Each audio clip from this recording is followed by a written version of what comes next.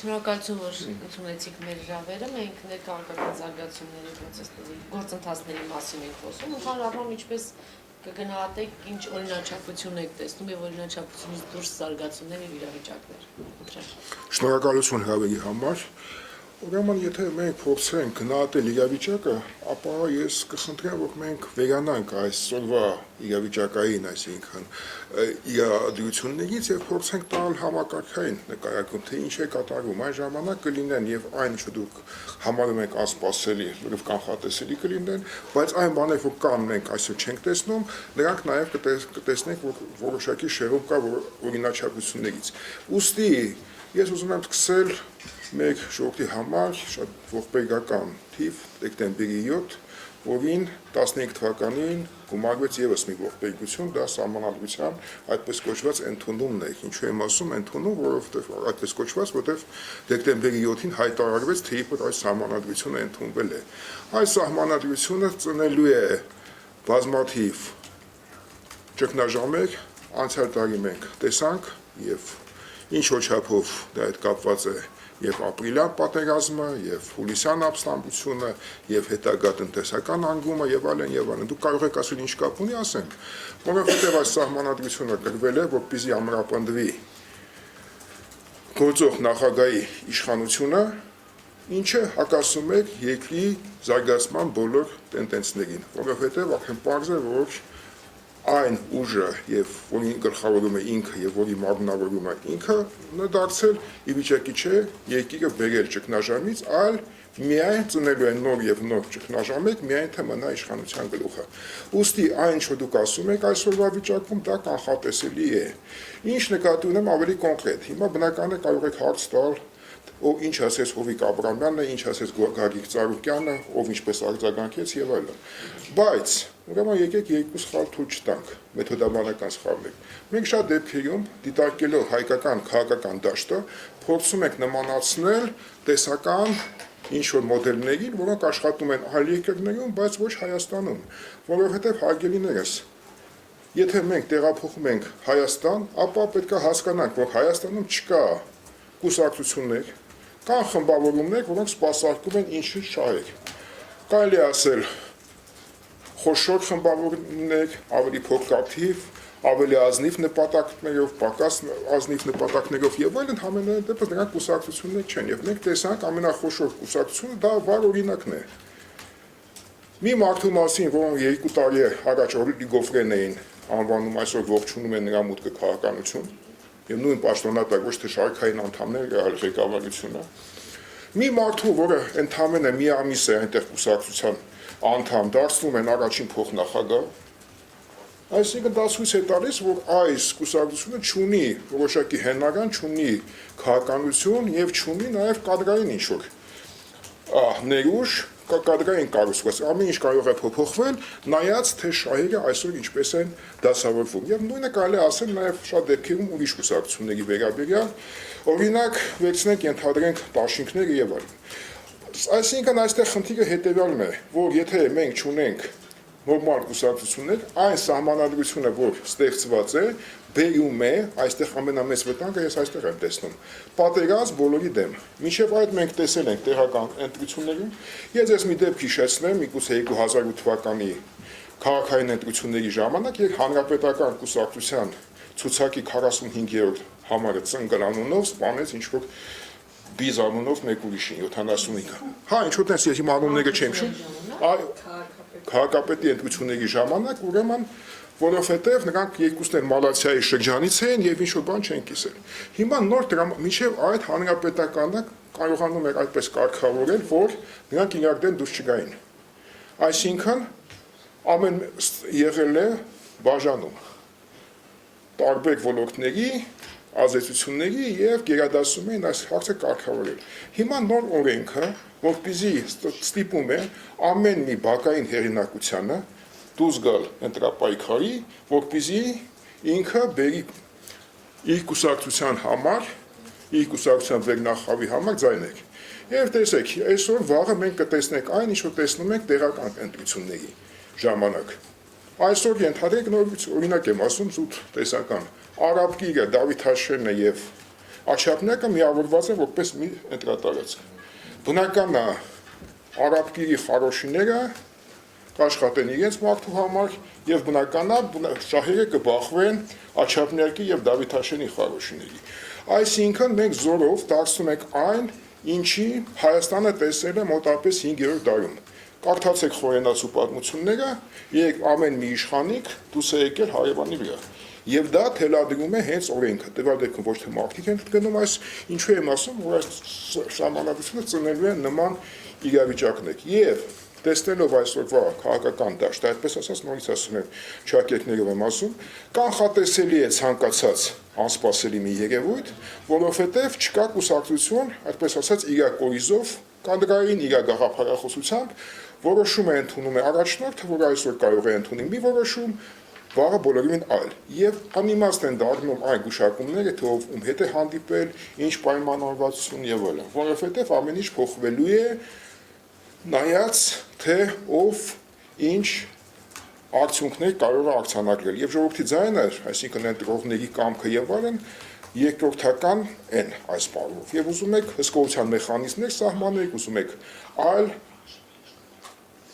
նոր մեխանիզմներ ներդնեք, միևնույն է արդյունքները չեն արտահայտելու այն ինչ որ այսօր այն խնդիրների լուծումը, որ այսօր կանգնած է Հայաստանի առջև։ Դա համար թույլ տվեք անդրադառնալ անցյալ տարի մենք ունեինք այն ինչ անվանում եմ հուլիսյան ապստամբություն եւ ապստամբները երկու կարգախոս են առաջարկել։ Պետք է կենտրոնանալ նրանց վրա։ Սերժ Սարգսյանի հրաժարականը եւ ազատություն քաղ բանտակյալների։ Որովհետեւ այսօրվա ընտրությունները, եթե մենք ասում ենք չկա ընդդիմություն, կա ընդդիմություն, ուղղակի այդ ընդդիմությունը այսօր բանտախցերում է։ Եվ անհրաժեշտ է նայություն ստեղծել, որ նրանք նույնպես մասնակցել։ Այսինքն դաշինքներից մեկը ի վիճակի է, ինչպես որ դա եղել է, ինչքան գիտեմ, այդ միայնագալի դեպքում Խանդոյանի, որ նրանք հնարավոր է գրանցել այլ բան, քանի ձայն է ստացել եւ այլն, համենայն դեպս օրենսդրությունը թույլ է տալիս, որ այդ տեխնացուները կարող են առաջադրվել, որովհետեւ թե Ժիրայր Սեֆիլյանը, թե Անդրեաս Ղուկասյանը, թե Գյուլիան եղբայրները, նրանք հասունացած քաղաքական գործիչներ են, որոնց կարող են փոխել իրավիճակը։ Բնական է այստեղ մենք կարող ենք խոսալ եւ գաղափարների, որոնք մասին կարող ենք կիսել, կարող ենք վիճել, բայց ամենայնպես այստեղ գաղափարներ կան։ Ցավում է, որ Սերգեյ Դանիելյանը շարունակեցիք նախաձեռնությունը, այլապես դա մի կուսակցություն է, որ իրոք կարող եք մասնակցել ընտրություններին եւ իրոք դա կազմված է ինչ-ինչ գաղափարական հենքի վրա։ Եվ այս առումով դա շատ ավելի նման է կուսակցությանը, քան այն կուսակցությունները, որ այսօր Երևան են եկել։ Այս երկու պահանջներին կարելի է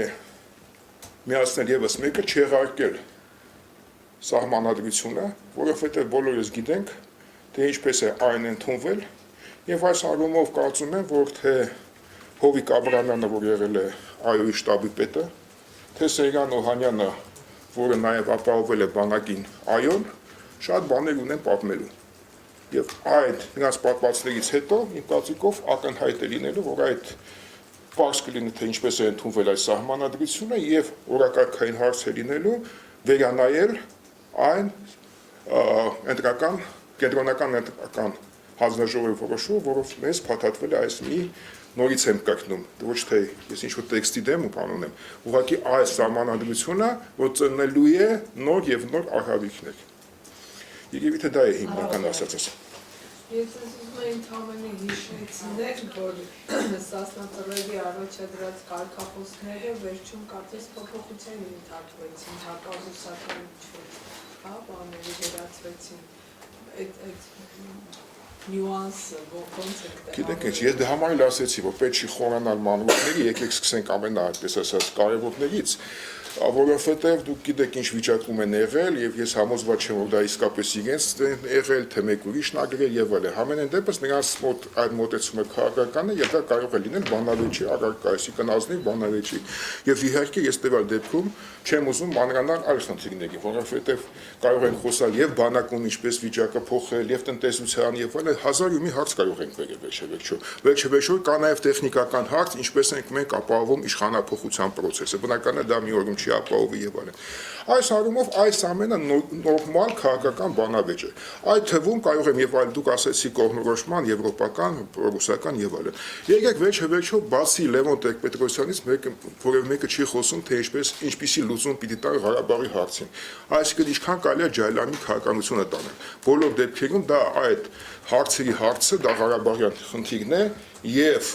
այսօր մենք բնականաբար չենք կարող սպասել թե Ադրբեջանը մեծահոգաբար չդիմի նոր ագրեսիվ քայլերի։ Իհարկե դիմելու է։ Եվ ուստի անհրաժեշտ է որ բոլոր քաղաքական ուժերը ասեն ոչ թե իրենց ցանկությունների մասին արտահայտվեն, այլ հենց Ղարաբաղի հարցում։ Ինչու եմ ասում, որ գնանք, շարունակենք, այսինքն դա մի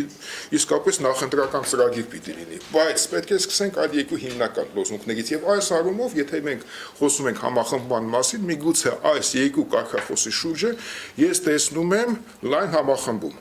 Անկամ եթե հանրապետականի կարգարուն ներկայացուցիչներն են միանան, շատ լավ է, թող նրանք էլ միանան եւ այս առումով ապահովեն հետագա քայլը, այլապես մենք նորից ենք մտնելու փակուղի։ Գագիկ Ծառուկյանի առաջ գալը խնդրեի գնահատեք եւ հանրապետականի ներսում տիրող հակասությունը ինչքանով է ռեալ իրական եւ ինչ հանգուցալուծում կտանի։ Իմ կարծիքով կա պակսված խնդիրներ են, դուք ասեցիք, եւ բնական է Գագիկ Ծառուկյանի վերադարձը քաղաքականության մեջ, այդպես ասած, պատահական չէ լինի։ Որովհետեւ եթե մենք խոսում ենք շահերի բախման մասին, ապա ամենամեծ շահերի բախումը տեղի է ունենում հենց հանրապետական կուսակցությունում։ Ինչու՞, որովհետեւ նրանք ամենամոտ են կանգնած հենց ռեսուրսներին։ Օրինակ համախմբում կուսակցության անդամները կամ ՀԱԿ-ի անդամները կիսելու բան առանձնապես բան չունեն, շատ ինչ-որ մանդատի հետաքննությունն է։ Այստեղ բավականին լուրջ խնդիրներ են առաջ գալիս եւ ամենասուրբ պայքարը հենց այստեղ է։ Եւ պետք չէ եկեք գիտեք անձերից նորից վերանանք, վերցնենք օրինաչափությունը։ Փաստորեն մենք տեսանք մի քանի 6 թե 7 տարի առաջ, թե ինչպես հեռացավ, այսպես ասած, հիմնադիրների առաջի ալիքի առաջնորդը Տիգրան Թորոսյանը եւ նրան փոխարինեց երևի ասենք հանրապետականի երկրորդ ալիքի կարգավորում ներկայացուցիչ Հովիկ Աբրամյանը, հիմա պահն է եկել, որ գալիս է այդպես ասած երրորդ ալիքն է, արդեն հանրապետական գիտեք ես անունը չեմ ուզում տալ, ուղղակի ես դա այն ինչ ուղղություն է, Սերժ Սարգսյանի եկած մարդիկ։ Այն նրանք ում բերել է Սերժ Սարգսյանը։ Մենք դրանից հետո եւ 4-րդ ալիք ունեցանք, հիմա 5-րդն է Կարեն Կարապետյանի, այսինքն մենք տեսնում ենք որոշակի օրինաչափություն, իսկ նաեւ չմոռանանք, այստեղ որևէ վատ բան չեմ ուզում ասել, բայց չմոռանանք, որ ինչպես են փոխվում հանրապետական կուսակցության առաջնորդները։ Աշոտ Նավասարդյան, Վազգեն Սարգսյան, Անդրանիկ Մարգարյան։ Այսինքն դուք տեսնում եք ինչպես է կատարվում իշխանափոխությունը կուսակցության մեջ եւ դա այն մոդելն է, հիշում եք մենք այդ խոսում էինք, որ Հայաստանում չկա իշխանափոխության մեխանիզմներ։ Այսինքն ցանկացած իշխանափոխություն հղի է ինչ-ինչ զարգացումներով եւ բարդացումներով։ Հիմա անդրադառնանք Գագիկ Ծառուկյանին։ Եթե հիշում եք, ամբողջ կուսակցությունը մեկ մարդու նման այն ժամանակ դեմ դուրս եկավ Գագիկ Ծառուկյանի եւ ինքը այդպես ասած նահանջեց։ Ամբողջ կուսակցությունը հանրապետական։ Այո, հանրապետական։ Իսկ ԲՀԿ-ն փաստորեն չպաշտպանեց։ Այսինքն դա եղել է ուժերի դասավորություն։ Այսօր իրավիճակը փոխվել է։ Գագիկ Ծառուկյանը ես չգիտեմ թե ինչ ամենայն դեպս ռեսուրսների է նոր տիրապետում եւ ինչ իրավիճակի, ամենայն դեպս ինքը այդպես ասած ի վիճակի է բացել նոր գիրքը եւ երեկվա քննադատողները ոնց որ թե արդեն եթե չեն փոխել իրենց դիրքորոշումը, համենայնպես լռում են։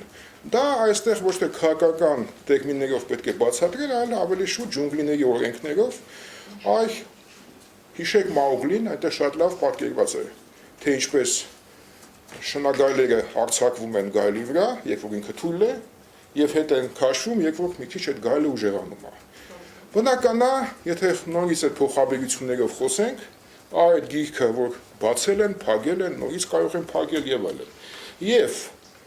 Ես հիմա անիմաստ եմ համարում խորանալ, որովհետև գիտեք, մեզ մոտ վերլուծաբանները ինչպես են ասում։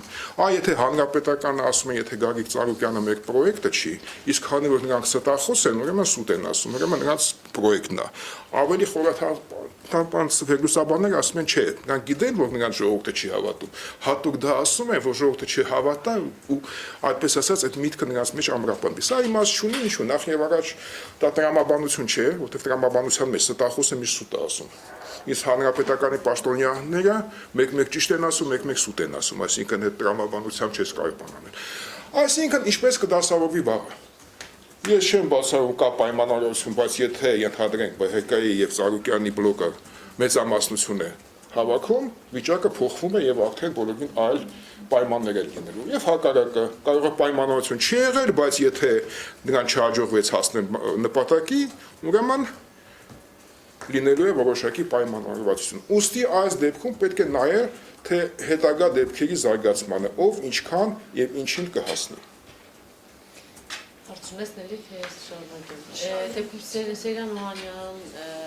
Վարդան Ոսկանյան շանսերը ընդհանրապես իրենց առաջ գալու ինչով է պայմանավորվում եւ շանսերն ու հնարավորությունները։ Ուրեմն ինձ համար դա լրիվ տարբեր երևույթներ են։ Ինչու՞, որովհետեւ Վարդան Ոսկանյանը արդեն վաղուց քաղաքականության մեջ է եւ մենք կարող ենք գնահատել իր պահվածքը, իր հայացքները, իր տեսակետները եւ ինչ որ ձևով կանխատեսելի են։ Ինչ վերաբերում է Սերյան Օհանյանին, ապա մինչև հիմա ես իրեն չեմ տեսել հրապարակային քաղաքականության մեջ, որտեղ Facebook-յան դրարումները ես ճիշտ ասած դեք միայն որպես հայտ եմ ներկայացնում, այլ ոչ թե որպես քաղաքական ակտիվ քայլ։ Երկու կարևոր հարցի, որ քննադատվում է, դրա հետ կապված անդրադարձ ունեցավ Սերյան Օհանյանը։ Չէ, կարող է, գիտեք ինչ, սա հարցազրույցների, այսինքն եթե լինի ինչ-որ քաղաքական ակտիվ քայլ, ես նկատի ունեմ, դա համագումար, երթ, հանրահավաք, մի այսինքն հրապարակային ելույթ, որ մենք տեսնենք ովքեր են նրա հետևից գալիս եւ ինչ, եւ այս առումով ես իրեն ճանաչում եմ, որպես շատ համեստ մարդ, դրա համար ինձ զարմացնում է, թե ինչու խոսակցությունը ինքը պիտի գլխավորի այս դաշինքը, որովհետեւ եթե վերցնենք քաղաքական քաշը, ոչ թե նախկին պաշտոնները, բնական է Վարդան Ոսկանյանը շատ ավելի փորձառու քաղաքական գործիչ է, քան ենթադրենք մյուսները, ովքեր որ կան այս դաշինքում։ Ռոբերտ Քոչարյանի գործոնը, հա, Սերյան Օհանյանի շուրջ ձևավորվող դաշինքում դուք տեսնում եք։ Չէ, գիտեք, այն ինչ որ ես չեմ տեսնում եւ եկեք գուշակություններով չզբաղվենք, որովհետեւ այս առումով համենայնիվս դա ոչ մի ձևով չի երևացել, իսկ ինչ որ չկա, ես չեմ կարող մեկնաբանել։ Թե Սերյան Օհանյանի մասին հիմա դեռ շուտ վաղ է, հա, ինչ որ Ես զերծ կմնամ, որովհետեւ ասում եմ, ես արձան չեմ տեսնում եւ ես կհասկանայի, դա նորից գիտեք ինչ նույն բանն է, ինչպես որ Կարեն Կարապետյանը հանրապետականում վերջը համախմբում կուսակցությունը ինչ որ ճանապարհ է անցել եւ այս կուսակցության նոր մուտք գործողը պիտի ինչ որ ձևով համակերպվի այդ կուսակցության չկատկային ռեսուրսի հետ, այլ ոչ թե, որտեղ ես դա խոսում է այն բանի մասին, որ մենք իրականում կուսակցություններ չունենք, այդ թվում նաեւ համախմբումը, որովհետեւ իհարկե համախմբումը որպես կայացած կուսակցություն պիտի ունենա իր դիրքորոշումը, այլ ոչ թե պատրաստվել առաջնորդի դերը տալ մեկին, որը մինչև հիմա որևէ ձևով իրեն չի արտահայտել քաղաքական բեմահարտակումը։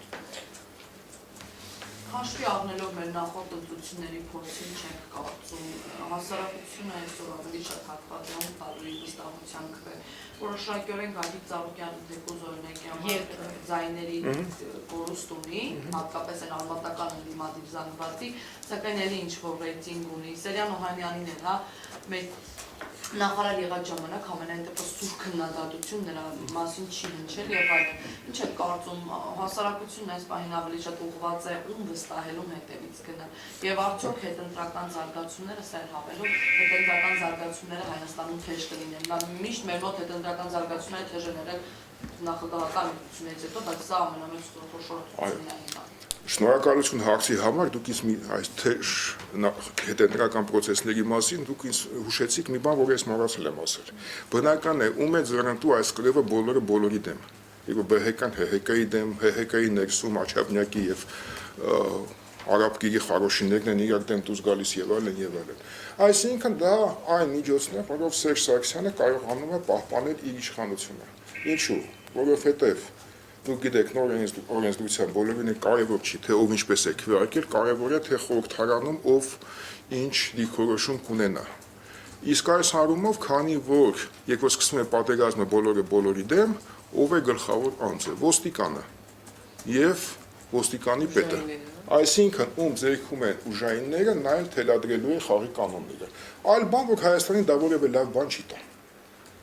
Համենայն դեպս այս ձևով ես տեսնում եմ, որ կարող ֆորս մաժորային իրավիճակին իհարկե լինելու, չէ, գիտեք, լինելու են, այսինքն եմ ասում այս սահմանադրությունը, որ ծնվելու է ֆորս մաժորային։ Ես ուղղակի ճգնաժամեր ասեցի։ Դուք ասում եք ֆորս, իհարկե լինելու է, որովհետև վերջով ոստիկանությունն էլ մի օր հիշում է, դե շատ դեպքերում գիտեք, դրսի թելադրանքով, թե ինչ, անգամ հիշեմ, սովետի ժամանակ ԿԳԲ-ից էլ ավելի ուժեղ ուժ կար։ Դա կաշառքն էր։ Այսինքն տվյալ դեպքում, քանի որ կան նաև ֆինանսական ռեսուրսները մի այլ ոլորտում էլ կան, այսինքն բացառված չէ, որ ոստիկանությունը մի օր հիշի, որ այն ինչ որ գրված է իրենց պատերի վրա։ Ծառայում ենք օրենքին եւ ժողովրդին։ Կասեն, գիտես ինչ, մենք հրամաններ կատարող չենք, մենք ծառայում ենք մեր ժողովրդին։ Գնա ուտես։ Այսինքն այս վիճակն է, բայց ես ասում եմ ինչ որ կա։ Այսինքն հիմա բոլոր դեպքերում հլով հնազանդ ուժայինները նախագահային են ենթարկվում եւ իհարկե դրանով ինքը կարող է սահմանել ցանկացած հսկողություն падգամավորների վրա, հատկապես որ գիտեք, այսինքն Հովիկ Աբրամյանը դուս ա եկել, միանգամից այդ գյուղապետերի ոստիկանություն են կաչում։ Սա իրականություն է։ Այսինքն ձեր հետ ուստի ես չեմ բացառում հետընտրական process-ներ շատ թեժ են լինելու, այս առումով որ շատ ուժեր, այդ թվում նաև մաֆիոզ ուժեր, ցեն օգտագործել ժողովրդի դժգոհությունը։ Հիմա հասարակությանը գիտեք ինչ հիմա ես չեմ կարծում որ այսօր հասարակության տեսակետը որոշիչ է լինելու։ Այս առումով ես կարող եմ իմ տպավորությունը ասել, ենթադրենք ես խոսեցի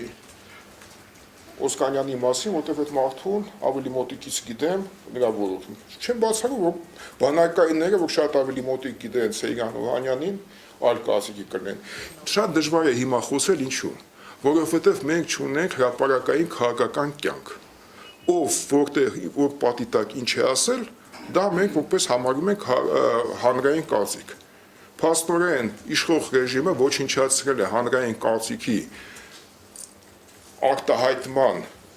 ձևերը, ինչպես նաև վիճաբանությունը, քաղաքական վիճաբանություն, եւ այսօր մենք ստիպված ենք լինելու գուշակություններով զբաղվել։ Ես ենթադրում եմ, ես եթե ծառայել եմ նրա ենթակայության տակ ենթադրենք Օհանյանի, ես ասում եմ, հա Օհանյանը լավ պրեզիդենտ է։ Մյուսը ասում է, չէ, ենթադրենք այս մարդուն եմ հավանում։ Սա իհարկե հասարակական կարծիք չէ։ Ուստի այն մարդը, որ հավակնում է արտահայտել հասարակության կարծիքը, թող ասի ինչի վրա է ինքը հիմնվում, որտեղ այսօր եւ անգամ հանրային հարցումներն էլ վստահելի աղբյուր չեն։ Գնեք ուշի կաստացվեց, հա։ Շնորհակալություն։ Չկա չէ հարցեր։ Կարևորը Ճայլանի քաղաքականություն ասելը ինչ հասկանեմ, որ արդյոք միակ ուժերի կարծիքը շատ է տարբերվում։ Ուրեմն Լևոն Տեր-Պետրոսյանի հետ համաձայն չենք, ինքը արտահայտել է որոշակի կարծիք։ Եվ այստեղ մի բան բավականին ճիշտ է եւ դրանից մենք չենք կարող խուսափել։ Ինքը ասել է հետեւյալը՝ սեղանի վրա դրված են մադրիդյան սկզբունքներ։ Այս սկզբունքներ գոյություն չունեն։ Եվ եթե մեկը ասում է, որ չէ, չկան, թե ոչ, չէ, դրանք են։ Երկրորդը հանգամանքը, որը Լևոն Տեր-Պետրոսյանը չի ասում, բայց որտեղ Ադրբեջանին այդ մադրիդյան սկզբունքները պետք չեն, որովհետև նրանց հետևում թեև մշուշոտ, բայց ուղղակցվում է Լեռնային Ղարաբաղի անկախությունը։ Այս երկու խնդիրներն են, դրանք բավականին լուրջ են եւ ցանկացած իրեն քաղաքական ուժ համարող դաշինք պիտի տա գոնե ռազմավարություն, թե ինչպես է ինքը հասնելու ճանաչմանը, սա մեկ։ Եվ երկրորդը մենք հասկանում ենք, որ այն ռազմական էսկալացիան Իսկանդեր ենք բերում, Ադրբեջանը այլ բան է բերում, Նախիջևանում է տեղադրում, մեկ այլ բան բերենք եւ այլն, դա այսինքն չունի ավարտ։ Եվ դա նաեւ հյուսում է տնտեսության այդքան է սահակավատիվ ռեսուրսը։ Ուրեմն այս հարցին էլ պետք է պատասխան տրվի, որովհետև միայն ռազմական գործոնի վրա ուժ դնելը դա ճանապարհ չէ, սա իմ կարծիքն է տվյալ դեպքում կարող է մարդիկ կան, որ ասում են, չէ, մենք պետք է գնանք Բաքվում թեյ խմենք, սա էլ է լուծում, բայց հիմա թող նրանք հիմնավորեն ոնց են Բաքու հասնում։ Այս առումով ես կարծում եմ, որ այս հիմնահարցը պիտի նույնպես լինի օրակարգում քննարկման, բայց քանի որ դա չկա, դա ցույց է տալիս, որ չկա նաև շահագրգռվածություն այդ հարցը բարձրացնելու։ Կարծում եք լուծում չունեն, թե չեն ուզում դեռ ներկայացնել ինչ-որ պատկերացնել։ Գիտեք ինչ, եթե լիներ լուծում, բնականաբար կարող է ներկայացնել։ Բայց դա հասկանալի է, որ դա միայն այդպիսի սարկախված է եւ միջազգային հարաբերությունների համատեքստից եւ Ադրբեջանի դիրքորոշումից։ Սա բավականին լուրջ խնդիր է եւ ուղղակի ես տեսնում եմ, որ դրանք այդ հարցով չեն զբաղվում։ Միայն բողոքելով Ադրբեջանից, թե Ադրբեջանը դա է անում, սա չի անում, մենք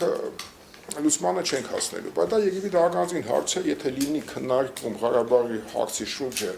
ինչ է արվել, ինչը չի արվել, ինչ սպասելիքներ ունենք Մինսկի խմբից կամ չունենք, պարզ է, որ այդ ֆորմատը Մինսկի խմբի ֆորմատը չի աշխատում, որովհետև այն պայմանավորվածությունները, որոնք եղել են Վիեննայում եւ Սանկտ Պետերբուրգում չեն աշխատում։ Դնել ռազմական, այդպես ասած, զսպող ուժերի վրա, իհարկե դա լուծում է պահանջում, բայց ինչպես տեսնում եք, երկարում է մեր խոսակցությունը, որովհետև դա իրոք շատ բարդ խնդիր է։ Եվ ես ինչու եմ ասում, բնական է պոպուլիստական լուծումներ այստեղ չեն աշխատի։ Իսկ գերադասում են չխրվել այդ խնդրի շուրջը, որովհետև անգամ այդ հարցի մասնագետները, ինչպես օրինակ Օսկանյանը, բնական է Օսկանյանը կամ Օհանյանը, նրանք այդ ոլորտի մասնագետներ են, եթե նրանք չեն խոսում, որովհետև այստեղ մենք իսկապես հիմա ասելիք չունենք, որովհետև Հայաստանը թուլացած վիճակում է եւ ի վիճակի չի հանդես գալ, այդպես ասած, թելադրողի դիրքերից։ Միգուցե եթե դա ենթադրում է, որ մենք պիտի զարգացնենք թե տնտեսությունը, թե քաղաքական համակարգը։ Շնորհակալություն։ Ձեզ